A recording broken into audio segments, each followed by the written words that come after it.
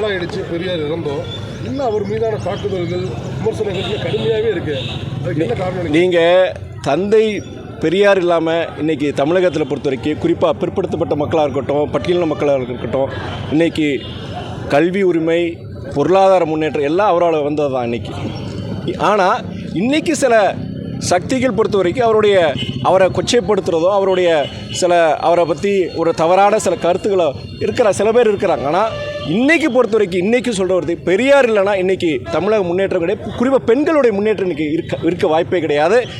கடவுள், அதாவது பிற்படுத்தப்பட்ட மக்களும் பட்டியலின மக்களும் இன்றைக்கி கோயில்களில் போய் கடவுளை கும்பிட்றாங்கன்னா அந்த உரிமை, அந்த கேட் பாஸை கொடுத்ததே தந்தை பெரியார் தான். எனக்கு கடவுள் நம்பிக்கை இருக்குது. அதனால தான் நான் 4 வருஷத்துக்கு முன்னாடி ஒரு கருத்தை வச்சு, நான் திராவிட இயக்கத்தில் முதல்ல ஒரு கருத்து வச்சு, பெரியாரும் வேண்டும் பெருமாளும் வேண்டும்ங்கிற கருத்து ஏன் வச்சேன்னா, இன்றைக்கி கடவுளை வழிபடுறவங்க கூட இன்றைக்கி பெரியார் போட்டுறாங்கன்னா அது காரணம் என்ன? அவர் இல்லாமல் நீங்கள் கோயில் கருவறைக்குள்ளே நம்ம 2 நாளாயிடுச்சு பெரியார் இறந்தோம். இன்னும் அவர் மீதான தாக்குதல்கள் விமர்சனங்கள் கடுமையாகவே இருக்குது. அதுக்கு என்ன காரணம்? நீங்கள் தந்தை பெரியார் இல்லாமல் இன்றைக்கி தமிழகத்தில் பொறுத்த வரைக்கும் குறிப்பாக பிற்படுத்தப்பட்ட மக்களாக இருக்கட்டும், பட்டியலின மக்களாக இருக்கட்டும், இன்றைக்கி கல்வி உரிமை, பொருளாதார முன்னேற்றம் எல்லாம் அவரால் வந்தது தான் இன்றைக்கி. ஆனால் இன்றைக்கி சில சக்திகள் பொறுத்த வரைக்கும் அவரை கொச்சைப்படுத்துகிறதோ, அவரை பற்றி ஒரு தவறான சில கருத்துக்களை சில பேர் இருக்கிறாங்க. ஆனால் இன்றைக்கி பொறுத்த வரைக்கும் இன்றைக்கி சொல்கிறது பெரியார் இல்லைனா இன்றைக்கி தமிழக முன்னேற்றம் கிடையாது. குறிப்பாக பெண்களுடைய முன்னேற்றம் இன்றைக்கி இருக்க வாய்ப்பே கிடையாது. கடவுள், அதாவது பிற்படுத்தப்பட்ட மக்களும் பட்டியலின மக்களும் இன்றைக்கி கோயில்களில் போய் கடவுளை கும்பிட்றாங்கன்னா அந்த உரிமை, அந்த கேட் பாஸை கொடுத்ததே தந்தை பெரியார் தான். எனக்கு கடவுள் நம்பிக்கை இருக்குது. அதனால தான் நான் 4 வருஷத்துக்கு முன்னாடி ஒரு கருத்தை வச்சு, நான் திராவிட இயக்கத்தில் முதல்ல ஒரு கருத்து வச்சு, பெரியாரும் வேண்டும் பெருமாளும் வேண்டும்ங்கிற கருத்து ஏன் வச்சேன்னா, இன்றைக்கி கடவுளை வழிபடுறவங்க கூட இன்றைக்கி பெரியார் போட்டுறாங்கன்னா அது காரணம் என்ன?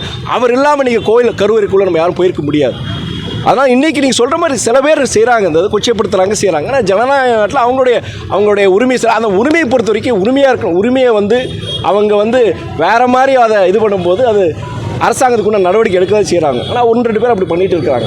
சீமான் கேட்குறாரு, பெரியாருக்கு முன்னாடி எழுத படிக்க தெரியாமல இருந்தோம் அப்படின்னு கேட்குறாரு. அதாவது அண்ணன் சீமானுடைய கருத்து அது. ஆனால் பத்திரிகை நண்பர்கள், ஊடகவியலாளர், உங்களுக்கு எல்லாருக்கும் உங்களுக்கு தெரியும், இன்றைக்கி தந்தை பெரியார் இல்லைன்னா இன்றைக்கி குறிப்பாக பிற்படுத்தப்பட்ட மக்களும் பட்டியலின மக்களும் குறிப்பாக பெண்களுக்கு பொறுத்த வரைக்கும் கல்வி, வேலை வாய்ப்பு எதுவுமே கிடைச்சிருக்கிறாது. அது யார் சொன்னாலும் சரி, அதை மறுக்க முடியாது. நம்ம அதை மறுக்கவே முடியாது. அது அவர் சொல்கிற அவருடைய கருத்தை நம்ம எடுத்துக்க முடியணும். ஆனால் இப்போ ஹிந்தி மொழி கட்டாயம் நீங்கள் படித்தாகணும். அப்படி படிக்கலைன்னா உங்களுக்கு நிதி தரமாட்டேன் அப்படின்னு மத்திய அமைச்சர் நிர்பந்தம் பண்ணி கையெழுத்து போட சொல்கிறாரு அப்படின்னு பள்ளிக்கல்வித்துறை அமைச்சர் சொல்கிறாரு. அது உண்மைதான். உங்களுக்கு அந்த சமக்ர சிக்ஷா அபியான்ங்கிறது ஒன்றிய அரசுடைய திட்டம். எல்லா மாநிலங்களுக்கும் அதை அமல்படுத்துகிற அந்த திட்டத்தின்படி அந்த மாநிலங்களுக்கு அந்த கல்வித்துறைக்குரிய நிதியை கொடுக்கணும் நமக்கு. ஆனால் அவங்க என்ன சொல்கிறாங்கன்னா, அந்த நேஷனல் அந்த எஜுகேஷன் என்இபி இதுபடியும் அதே மாதிரி மும்மொழி கொள்கையை நீங்கள் ஏற்றுக்கிட்டால் தான் நாங்கள் அந்த நிதியை கொடுப்போன்னு சொல்லி கிட்டத்தட்ட 2000 கோடிக்கு மேலே தமிழகத்துக்கு வர வேண்டிய, அந்த கல்வித்துறைக்கு வர வேண்டிய நிதி அவங்க கொடுக்காமல் இருக்கிறாங்க.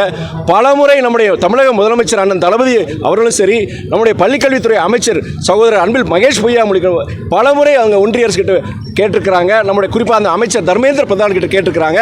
நம்முடைய பள்ளிக்கல்வித்துறை அமைச்சர் அன்பில் மகேஷ் பொய்யாமொழி அவர்கள் டெல்லிக்கு இதுக்குன்னே எங்களை போன்ற தமிழ்நாட்டை சார்ந்த நாடாளுமன்ற உறுப்பினர் எல்லாரையும் அழைச்சிக்கிட்டு அங்கே அன்றைக்கி அமைச்சரவை பார்த்தோம். அன்றைக்கி அமைச்சர் எங்களை பார்த்து நேருக்கு நேர் சொன்னார் அவர், இந்த மாதிரி நீங்கள் பழைய இதிலே சித்தாந்தத்தில் இருக்கிறீங்க, நீங்கள் அந்த மும்மொழி கொள்கை ஹிந்தியை நீங்கள் ஏன் ஏற்றுக்க மாட்டேங்கிறீங்க?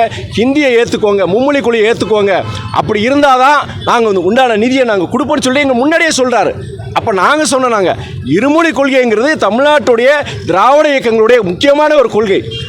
அந்த இருமொழி கொள்கை இருக்க போய் தான் இன்றைக்கி எங்களுடைய தமிழக மாணவர்கள், இளைஞர்கள் இன்றைக்கி உலகம் முழுவதும், அமெரிக்கா, ஐரோப்பா, நீங்கள் சாஃப்ட்வேர் இண்டஸ்ட்ரி மாத்திரம் கிடையாது, பல்வேறு துறைகளும் இன்றைக்கி நம்ம ஆதிக்கம் செலுத்துகிறோன்னா அதுக்கு காரணம் அந்த ஆங்கில புலமை. அந்த ஆங்கில புலமை எப்படி வந்ததுன்னா அந்த இருமொழி கொள்கையினால தான் வந்தது. அதனால் நாங்கள் ஏற்க முடியாதுன்னு அமைச்சர் நம்முடைய அமைச்சர் வச்சுக்கிட்டே அன்றைக்கி ஒன்றிய அமைச்சர் பார்த்து நான் சொன்னேன். அதனால் நம்மளை பொறுத்த வரைக்கும் அந்த இருமொழி கொள்கையில் உறுதியாக இருக்கிறோம். அவங்க அந்த ஒருதலை பட்சமாக நீங்கள் என்இபி அந்த நேஷனல் எஜுகேஷன் பாலிசியும் ஹிந்தியை நீங்கள் ஏற்றுக்கிட்டால் தான் நாங்கள் நிதியை கொடுக்குன்னு சொல்கிறாங்க. பள்ளிக்கல்வித்துறைக்கு மாத்திரம் அது 2000 கோடி கிடையாது. எதுக்கு நிதி கொடுத்துருக்குறாங்க? போன இடம் மிச்சாங் புயலுக்கு நம்ம தென் மாவட்டங்கள், தூத்துக்குடி போன்ற மாவட்டங்கள் அவ்வளோ தூரம் பாதிப்புக்கு 27,000 கோடி சொச்சம் நம்ம முதலமைச்சர் கேட்டிருந்தார், பேரிடர் நிதி கேட்டிருந்தார். Supreme court